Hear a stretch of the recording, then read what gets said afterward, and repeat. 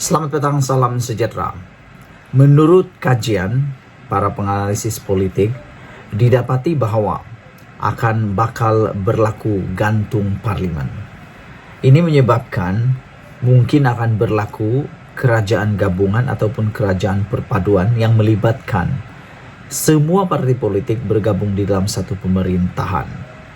Tapi yang tular hari ini ialah apabila gambar kabinet perpaduan yang mana Anwar dinaikkan pangkat, dilantik menjadi Perdana Menteri, manakala 3 timbalan Perdana Menteri termasuk Zahid pula jadi viral.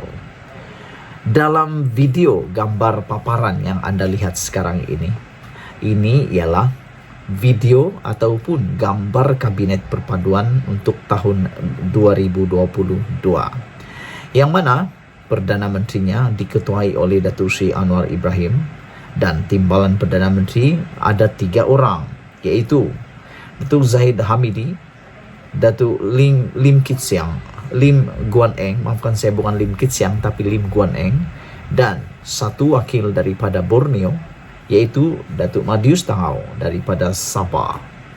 Selain daripada itu, untuk menteri yang lain pula yaitu keuangan, dalam gambar yang tular ini menulis Tengku Zafrul sebagai Menteri Keuangan. Manakala menteri untuk yang lain pula dapat dilihat ialah yang disenaraikan seperti Mat Sabu, Datuk Seri Saifuddin Nasruddin Ismail, dan ada juga Rafizi Ramli, begitu juga dengan Gobind Singh Dio. Rafizi Ramli tidak kelihatan sangat apa jawatan yang diberikan, tetapi akan naik juga sebagai menteri di dalam garisan kabinet ini. Namun yang lebih menarik ialah turut disenaraikan dalam cadangan ataupun kabinet perpaduan ini ialah Hisamuddin Tun Hussein yang akan ditulis di sini menjadi menteri luar, dan Ahmad Maslan juga turut tersenarai di dalam senarai kabinet ini. Dan yang paling mengejutkan kita ialah apabila Tokmat, timbalan Presiden UMNO, hanya berada di bawah, menonton, tidak menjadi sebagai seorang timbalan Perdana Menteri. Namun yang mengejutkan saya ialah dalam ramai-ramai kabinet ini ada seorang yang hilang. Siapa lagi kalau bukan Khairi Jamaluddin. Khairi Jamaluddin tidak dapat dilihat dalam kumpulan ataupun kabinet perpaduan yang diviralkan ini. Mungkinkah Zahid Hamidi sudah tidak, bukan Zahid Hamidi, Khairi Jamaluddin sudah tidak boleh pakai lagi. Yang kedua yang paling mengejutkan ialah dalam senarai kabinet perpaduan ini bekas Perdana Menteri Malaysia yaitu Ismail Sabri Yaakob tidak disenaraikan pun di dalam kabinet perpaduan ini. Makna kata, dia adalah sekali pertama menjadi Perdana Menteri yang tidak dilantik semula untuk apa-apa jawatan, termasuk juga dengan Muhyiddin Yassin. Yang masuk ialah Barisan Nasional. Tiada Perikatan Nasional di dalam kumpulan kabinet perpaduan yang tular ini. Sebelum kita berpisah, jangan lupa kamu tinggalkan komen Anda, tekan butang subscribe. Apa pendapat kamu tentang kabinet perpaduan ini? Walaupun telah dikomen oleh pemimpin-pemimpin besar UMNO seperti Zahid Hamidi dan Ahmad Maslan yang mereka katakan sudah terdesak tindakan itu.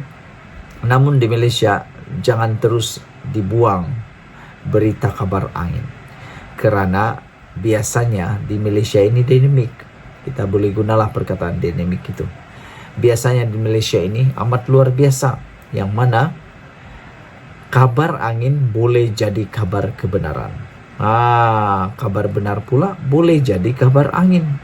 Jadi hati-hati. Mungkinkah kabinet perpaduan ini menjadi benar? Kita hanya tinggal tunggu dan lihat pada hari Ahad ini. Tinggalkan komen Anda, tekan butang subscribe. Malaysia kita punya, kita juga sama-sama cintai Malaysiaku. Bye-bye.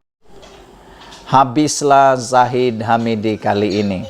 Apabila orang kuat, bekas orang kuat UMNO yang tak nak bertanding lagi, dedahkan pula perkara yang paling menarik tentang Zahid Hamidi, yaitu Nazri Aziz.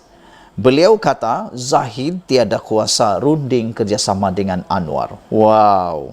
Veteran UMNO yaitu Nazri Abdul Aziz berkata bahawa adalah mustahil untuk UMNO bekerjasama dengan Pakatan Harapan sekiranya pilihan raya umum ke-15 akan berakhir tanpa mana-mana gabungan atau parti memiliki majoriti membawa kepada parlimen tergantung. Bercakap kepada Malaysia Kini, bekas ahli parlimen Padang Rengas selama 5 penggal itu berkata, Presiden Parti Ahmad Zahid Hamidi tidak ada kuasa untuk mengadakan sebarang rundingan dengan pihak lain.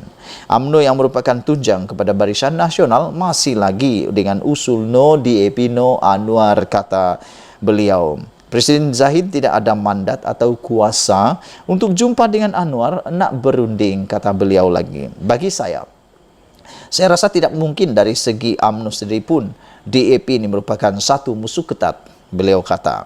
Jadi Zahid silap besar jika dia fikir bahawa ada kuasa untuk menentukan hala 7 ahli parlimen BN yang menang pada PRU 15, katanya lagi.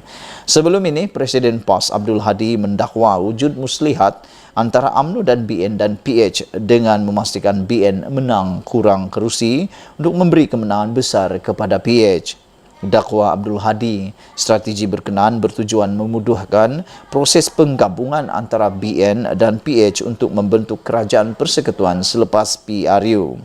Bekas Perdana Menteri Dr. Mahathir Mohamad turut membuat tuduhan serupa terhadap PH dan BN. Paksa tanda tangan SD adalah satu jenayah. Wah, ini satu menarik. Ini memang menarik.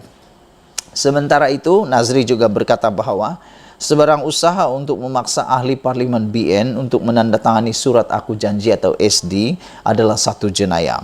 Ada cerita yang mengatakan bahawa kita ada calon-calon yang diminta tanda tangan atau perjanjian, apa-apa perjanjian. Maknanya, esok dia boleh mewakili mereka untuk mengadakan sebarang rundingan.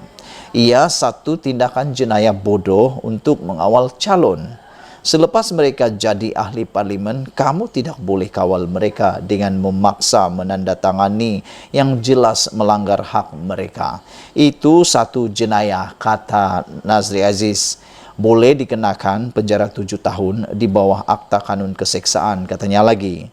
Anggota Parlimen Padang Rengas yang enggan bertanding lagi itu mengulas mengenai dakwaan calon-calon BN diminta menandatangani SD. Nazri bagaimanapun tidak dapat mengesahkan sama ada benar wujud dokumen sedemikian. Sebelum ini terdapat dokumen yang menghendaki calon memberi kuasa kepada Zahid untuk memutuskan kedudukan dalam kabinet.